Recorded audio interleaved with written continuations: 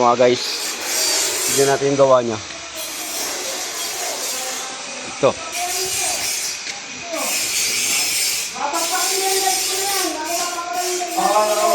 Ayun na. Hindi ka gawin sa bababa, sa mataas. Tama ba naman yung kaibigan niya? O, ayan o, ayan o. Ayan mo. Ayan o. O, ayan o. Ito pa o. O. Lumayo ka na o. Tapos dito, kumikit ka dito, lumakit ka. Sabi ko kasi sir, pantadaan mo muna. Hindi ka pantadaan. Tapos ito, pakpakin mo to. Tangin na, wala na tayong touch spray, ingatan mo. Dito nga kasi tingnan mo, dumilat ka na rito. Ito, tatanggalin ba ito lang oh? Dito, pigit ka rito. Pagka dyan, dumilat ka na. Tapos sumuki pa yung touch Ito, mo. nayangat yan. Hindi ko nayangat yan. Kasi pinupwersa mo eh. Hindi ko pinipwersa. Hindi na. Ay, ako sa trabaho, hindi ganyan. Focus naman ako. Oh, dito, nakabahan na nga yun. Oo. Bale yan kasi wala sa ulo yan, level bar ba yan? Hindi, barko yung pala siya. Susunod yan sa para, pero level bar mo, hindi ganyan. Sino di matutuwa yung buo na, babaktakin pa. Hindi ka man lang nag-iingat.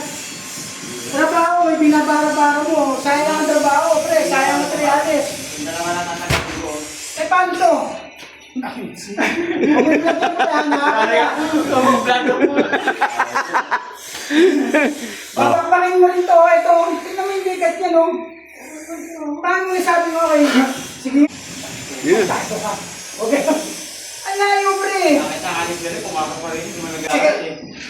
Siguro ito yung nakita yun, ha? Nakita ka pa niyan. Hindi ko muna babayaran yan, pre. Tanda mo yan. Oh, ngayon, ganyan ka. Tingnan mo yung gawa niya, mabagal pero mahusay. Mabilis. Ang bagal naman yung gawa ko. Binibilisan ko ba? Puta, tignan mo naman yung palaman niya. Pikit na na. Ang ano ba? Pangit pa yung pagkagawa. Wala namang kapak na no? Wala nga kapak pero wala sa ayos yung lepilato. Malaki, maliit. Yung bigat di sumunod. Okay ka sa ano. Okay yung puta ko ngayon.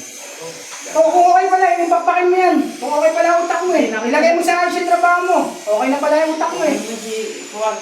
Kaya nga okay na yung utak mo, pakpakan niya. Ilagay mo sa ayos yan. Sabi ni Sir, okay na yan. Pumasok. Paano ka na sabi mo okay na yan? Kaya naging okay yun, nahiya lang sa akin. Kasi ayaw niya mapagalitan. Ako papagalitan nun. Okay na pala ang utak mo, hindi pakpakan mo yan. Ilagay mo sa ayos. Tama ba ako mali? Ay, magpapalo pa ako ng maldado para dyan, oh. Walang nga yung adhesive yung kapal nito, spulgada, puro adhesive. Kaya nga hindi pinipera, gigilang ko eh. Sabi ko siya, pagtadaan mo muna. Kung ayaw mo yan, pwede mo naman iwanan yan. Pwede kita itapon sa ibang trabaho. Marami pa tayong gagawin dito.